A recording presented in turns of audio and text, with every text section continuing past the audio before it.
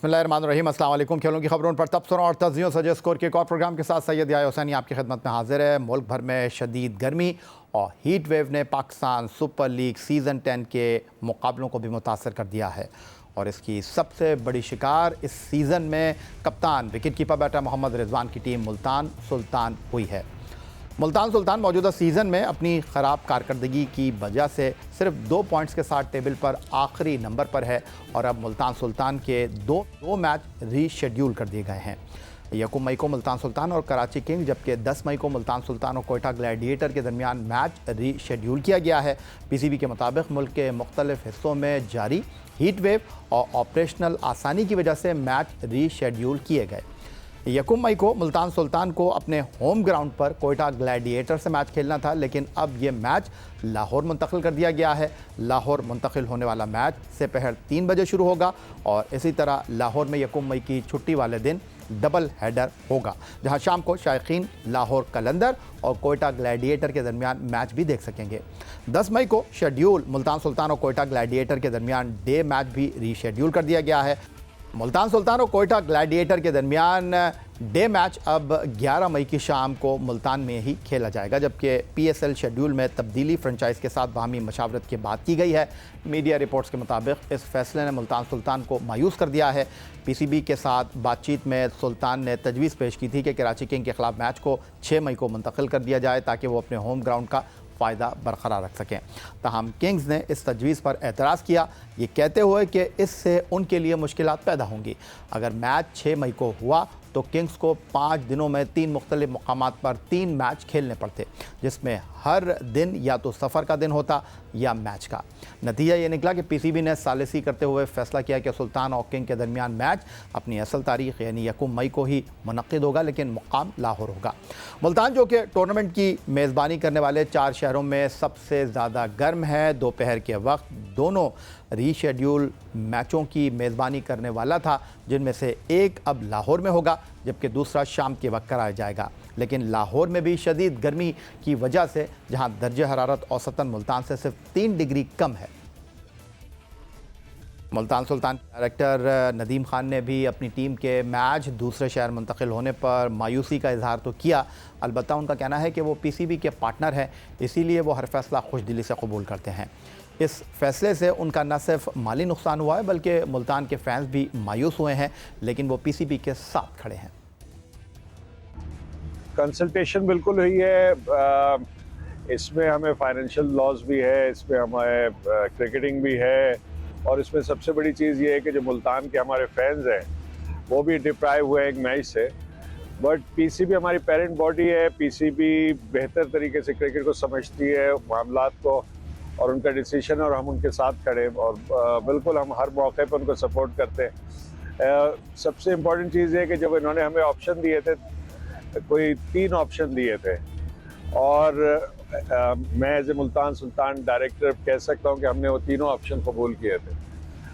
But दूसरी तरफ देखें तो कराची किंग्स को कुछ प्रॉब्लम्स आ रही थी उसमें, और वो इस वजह से कि वो शेड्यूलिंग में, क्योंकि उनके मैच आगे बहुत सारे हैं, उसकी वजह से, तो ये सारी चीज़ें कंसिडर करते हुए जो पीसीबी ने फैसला किया है, मेरे ख्याल से जैसे मैंने कहा कि हमें कुछ चीज़ों पे नुकसान ज़रूर हुआ है, बट हम इसको कबूल करते हैं और खुशी से कबूल करते हैं, इसलिए कि जिस तरह की सूरत हाल है, बहुत सारी ऐसी चीज़ें जो आप इस वक्त जो सूरत हाल चल रही है वो आप उसको कह नहीं सकते।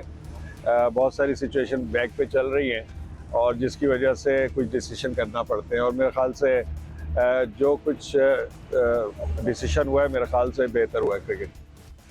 HBL PSL सीज़न 10 2025 में लाहौर कलंदर की कारकर्दगी अब तक खासी नुमायाँ रही है, लेकिन उनके अहम fast bowler Haris Rauf 6 match खेलकर सिर्फ 5 विकेटों के हुसूल में कामयाब रह सके हैं। लाहौर में जियो न्यूज़ के नुमाइंदे सोहेल इमरान से बातचीत करते हुए test fast bowler Haris Rauf ने एतराफ़ किया कि वो अपनी परफॉर्मेंस से मुतमईन है। वो आने वाले मुकाबलों में अच्छी कारकर्दगी दिखाने की कोशिश करेंगे। टीम तो अल्हम्दुलिल्लाह बहुत अच्छा चल रहा है और जो एक्सपेक्टेशंस हैं प्लेयर्स से मेरे ख्याल से सारे अपने डिफरेंट स्टेज पे जाके उस तरह का परफॉर्म कर रहे हैं टीम के लिए। और एज अ पर्सनल जो मैं अपनी अगर बात करूं तो मैं तो सेटिस्फाइड नहीं हूं अपनी जो परफॉर्मेंस है, जिस तरह की टीम को मेरे से एक्सपेक्टेशंस हैं, शायद मैं उस तरह पूरा नहीं उतर पा रहा फिलहाल। बट वही बात है कि आप एज अ प्लेयर अपने आप को बैक करते हो, अपनी स्किल्स पे ऊपर बिलीव है और इंशाल्लाह जो आने वाले नेक्स्ट मैचेस हैं कोशिश यही करूँगा कि जिस तरह टीम को एक्सपेक्टेशंस है मेरे से और मैं अच्छे से अच्छा परफॉर्म करूँ अपनी टीम के लिए, क्योंकि जो नेक्स्ट मैचेस हैं वो काफ़ी क्रूशियल भी होंगे हमारे लिए। टी20 क्रिकेट में आपका एक दिन अच्छा तो 2-3 दिन बुरे लाजमी आएंगे आपकी क्रिकेट के अंदर। तो इसमें मेरे हाल से अपने ऊपर आप बिलीव जितना रखते हो तो उतना ही आपका बेस्ट मजीद निकलता है। अदरवाइज़ मेरे हाल से अगर मार्क पड़ रही होती है तो आप ही एज अ प्रोफेशनल उस चीज़ को कैसे टैकल करते हो और उससे किस तरह निकलने की कोशिश करते हो। तो मैं वही कोशिश कर रहा हूँ ड्यूरिंग द मैच, चाहे रन्स भी हो रहे होते हैं बट स्टिल वही कोशिश कर रहा था कि मेरे पास एक ओवर भी अगर है या 6 बॉल्स भी आएंगी जो नेक्स्ट है तो उनको कैसे बेहतर कर सकते हो। तो मैं मज़ीद उन चीज़ों में फिक्र नहीं करता। मेरे हाल से सिर्फ पाकिस्तान में ही ये नज़र आता है कि यार बॉलरों को बहुत छक्के चौके पड़ते हैं। मेरे हाल वर्ल्ड क्रिकेट देखें आपको नज़र आएगा दुनिया के जितने भी फास्ट बॉलर हैं वो स्ट्रगल करते हैं। जिस तरह की कंडीशंस हैं, जिस तरह की बाउंड्रीज आजकल चल रही हैं, जिस तरह की वर्ल्ड क्रिकेट डिमांड कर रही है कि यार हाई स्कोरिंग गेम्स हो, मेरे हाल से क्राउड भी यही फील करता है। तो ब्रॉडकास्ट भी यही चाहता है कि यार जितना लंबा मैच जाएगा तो उतना फ़ायदा होगा। तो ये तो मेरे हाल से एक फास्ट बॉलर के पास सिर्फ स्पाइक्स रह गए, वो उतार दें खाली। वाई नॉट क्यों नहीं मिलेगी। और जिस तरह की मेरे हाल से वनडे क्रिकेट है वो एक जुनून डिफरेंट है, क्योंकि आपके पास पहले जो क्रिकेट होती थी वो यही होती थी कि अगर एक बॉल ही है और 25-30 ओवर के बाद जो रन्स करना वो मुश्किल हो जाता था, क्योंकि बॉल रिवर्स होता है, बॉल पुराना हो जाता है, तो वो फास्ट बॉलर्स को काफ़ी सूट करती है। तो जिस तरह की अभी वर्ल्ड में जैसे क्रिकेट चल रही थी यार 400 प्लस रन्स हर किसी के माइंड सेट में होता था कि यार वनडे क्रिकेट आ गई है, दोनों हैंड से नया बॉल है, काफ़ी जो उनसे फास्ट बॉलर के लिए मुश्किलात थी, ट्रू विकेट्स होना। तो मेरे हाल से अभी ये जो मेरे हाल से आईसीसी ने एक जो नया रूल लेकर आ रहे हैं तो ये काफ़ी मेरे हाल से फ़ायदेमंद होगा बॉलर्स के लिए। पाकिस्तान सुपर लीग सीजन 10 का फाइनल 18 मई को होगा, जिसके बाद पाकिस्तान क्रिकेट टीम का पहला बैनुल अक़वामी असाइनमेंट होम ग्राउंड पर बांग्लादेश के खिलाफ 5 T20 मैचों की सीरीज़ है, जिसके 2 मैच इकबाल स्टेडियम फैसलाबाद और 3 मैच कदाफी स्टेडियम लाहौर में होना है। बांग्लादेश की टीम 21 मई को पाकिस्तान पहुंचेगी, लेकिन अबूरी हेड कोच आकिब जावेद की बतौर कोच काम करने से माजरत के बाद अब पाकिस्तान क्रिकेट बोर्ड ने हेड कोच की तलाश शुरू कर दी है, जिसके लिए पाकिस्तान क्रिकेट बोर्ड इश्तिहार भी दे चुका है और उन्हें दरखास्तों की 4 मई की डेडलाइन ख़त्म होने का इंतज़ार है। ज़राए के मुताबिक न्यूजीलैंड के माइक हेसन पाकिस्तान टीम के हेड कोच की जिम्मेदारी संभालने के मजबूत उम्मीदवार है। Mike Hesson Pakistan super league 10 में इस्लामाबाद यूनाइटेड की कोचिंग कर रहे हैं और इस्लामाबाद यूनाइटेड अब तक 5 मैच खेलकर नाकाबिल शिकस्त है। इम्कान ज़ाहिर किया जा रहा है कि इब्तदाई दौर पर वाइट बॉल क्रिकेट टीम का हेड कोच माइक हेसन को मुकर्रर किया जा सकता है। बांग्लादेश के खिलाफ T20 सीरीज़ और नए हेड कोच की तकर्री के हवाले से गुफ्तगू करने के लिए हमें वीडियो लिंक पर ज्वाइन कर रहे हैं सीनियर सहाफ़ी और रोज़नामा जंग कराची के क्रिकेट कॉरेस्पॉन्डेंट अब्दुल माजिद भट्टी साहब, और लाहौर से हमारे साथ मौजूद हैं जियो न्यूज़ के नुमाइंदे सुहेल इमरान। पहले सुहेल की तरफ चलते हैं। सुहेल, पाकिस्तान क्रिकेट बोर्ड के हेड क्वार्टर से क्या खबरें आ रही हैं? माइक हेसन का नाम इस वक्त टॉप ऑफ द लिस्ट है। ठीक है, ये मुशावरती अमल जो है वो खासी जारी है और हमें ज़रा इस बात की तस्दीक कर रहे हैं कि जहाँ पर एक रिवैम्पिंग और रिफॉर्म कमेटी बनाई गई थी डोमेस्टिक क्रिकेट के लिए, उसका रोजाना की बुनियाद के ऊपर इजलास हो रहा है और आपको आने वाले दिनों में डोमेस्टिक क्रिकेट में जो रीजन की टीमें उनके हवाले से भी आपको तब्दीलियां नजर आएंगी। और उसके साथ साथ उसकी साइडलाइंस पर जो कोच का एक तकर्री करना है उसके हवाले से भी मुशावरती अमल जो है वो जारी है।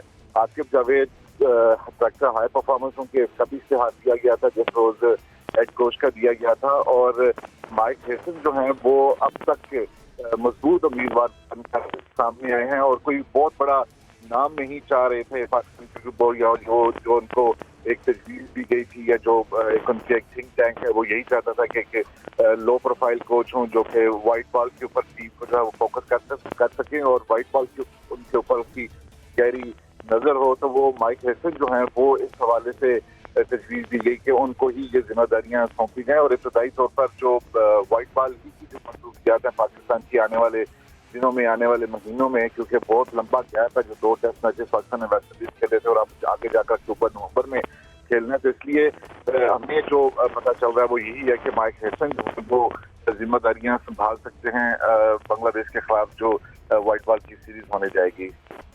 ठीक हो गया। अब्दुल माजिद भट्टी साहब, खुश आमदीद कहेंगे आपको। और कितना आसान कितना मुश्किल होगा।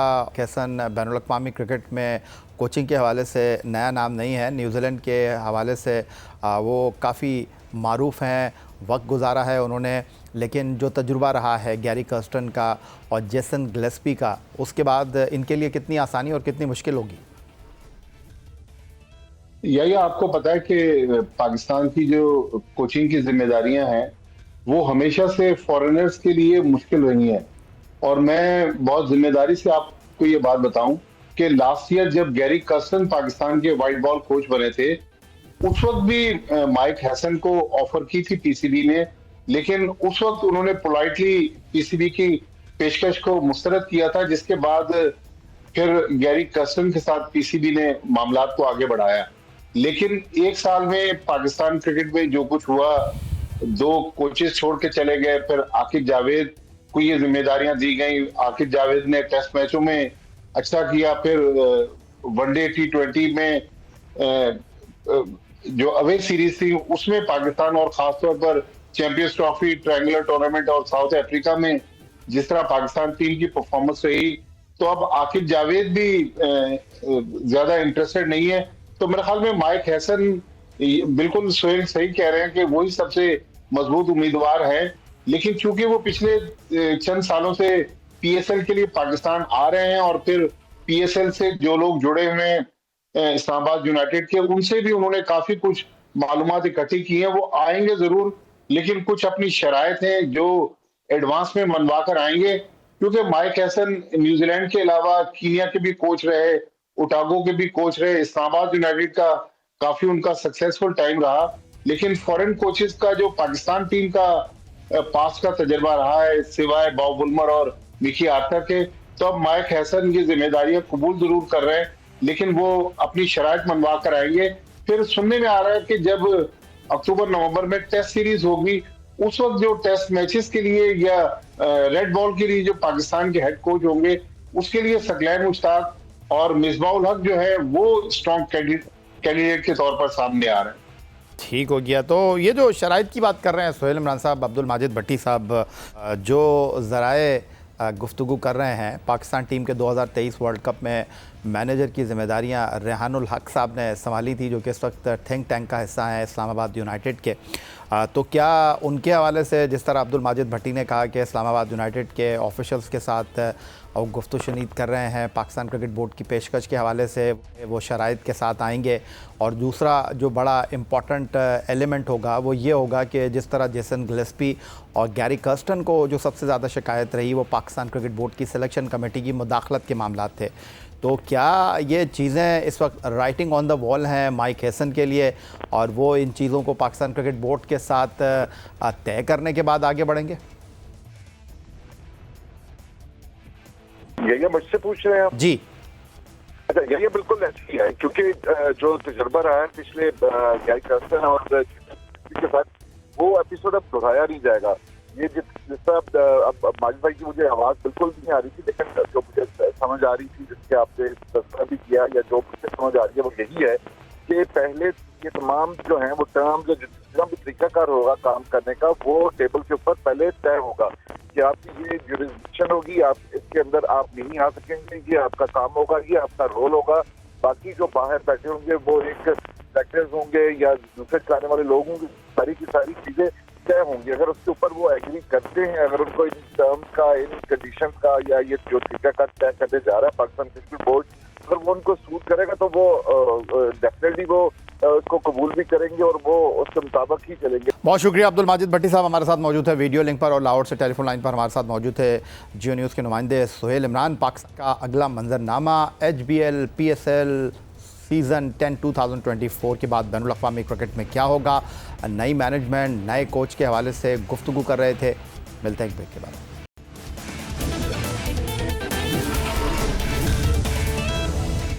ब्रेक के बाद एक बार फिर आपको खुश आमदीद कहेंगे, और प्रोग्राम के इस हिस्से में बात करते हैं पाकिस्तान के कौमी खेल हॉकी की। गुज़िश्ता हफ्ते ये खबर मंजर आम पर आई कि साबिक़ पाकिस्तान हॉकी फेडरेशन मलाइशिया के जौहर बारू हॉकी एसोसिएशन के लाखों रुपए की मखरूज है।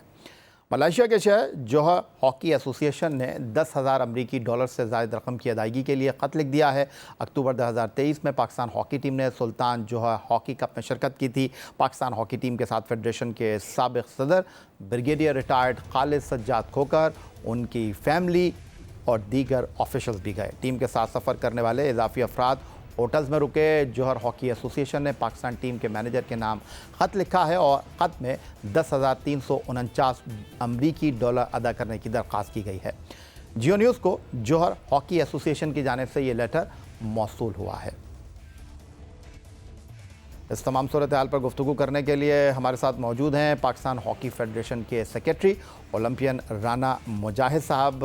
राना साहब, क्या मामला है, कौन अदा करेगा ये रकम? क्या यही वजह है कि इस मरतबा मलाइशिया से पाकिस्तान को मदू नहीं किया गया Sultan Azlan Shah hockey tournament में? तो यही है, सबसे पहले तो मैं आपका शुक्रिया अदा करूंगा कि आपने ये मौका दिया कि हम क्लियर कर सके बात को। बिल्कुल भी ऐसी बात नहीं है कि ये जो पैसे हैं ये डिफरेंट बात है और जो इन्विटेशन है वो डिफरेंट बात है। सबसे पहले तो ये समझना चाहिए कि अजलान शाह हॉकी टूर्नामेंट जो है ये इन्विटेशनल हॉकी टूर्नामेंट है। आप देखें कि जापान ने तो उनके पैसे नहीं देने। जापान की टीम वो लास्ट टूर्नामेंट की चैंपियन हुई है तो उन्होंने जापान को भी नहीं बुलाया, क्योंकि जब उनके पास टॉप टीमें आ जाती हैं तो वो फिर समझते हैं कि हम इन टीमों से बगैर दूसरी टीमों को खिलाएं। तो उसमें मेरे ख्याल में ये बात को मिक्सअप किया जा रहा है, ये बात ऐसे नहीं है।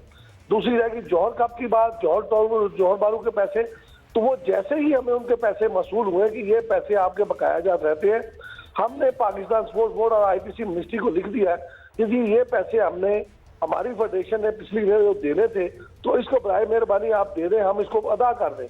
और उसका कोई झगड़ा नहीं है, उसका कोई ऐसा प्रॉब्लम नहीं है जिसको जोड़ा जा रहा है इसके साथ। और ये जो फेडरेशन है ये उस वक्त बिल्कुल भी नहीं थी। जी भैया। ओलंपियन राना मुजाहिद साहब, पाकिस्तान हॉकी फेडरेशन ने हाल ही में MMA फाइटर शाहजेब रिंद को 5 लाख रुपए दिए जाने गैर मुल्की कोचेस को भी पाकिस्तान बुलाया है। तो ज़्यादा पुरानी बात नहीं है, खिलाड़ियों के तो डेली अलाउंस का मामला ऐसा था जिसमें उन्हें पैसे नहीं मिल रहे थे। पाकिस्तान हॉकी फेडरेशन को फ़ंड की अदम दस्तियाबी का शिकवा भी रहा। तो ऐसा खिलाड़ी जिसका हॉकी के खेल से ताल्लुक़ नहीं, आप उन्हें इनाम दे रहे हैं और हॉकी टीम के खिलाड़ियों का हाल सबके सामने। नहीं, वो बात एक आपकी डिफरेंट है। उसकी हौसला अफजाई बलूचिस्तान से थे तो उनको इसलिए ये इनकरेज किया गया कि जी वो बलूचिस्तान की गवर्नमेंट ने हमें 5 करोड़ रुपया दिया था। तो ये भी एक जेस्चर है कि पाकिस्तान हॉकी जो है वो पाकिस्तान हॉकी तमाम स्पोर्ट्स के लिए दर्दे दिल रखती है।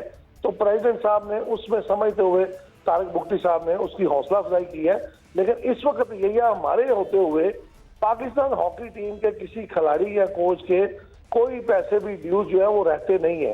तो इस लिहाज से भी पाकिस्तान हॉकी फेडरेशन जो है ये काम चला रही है।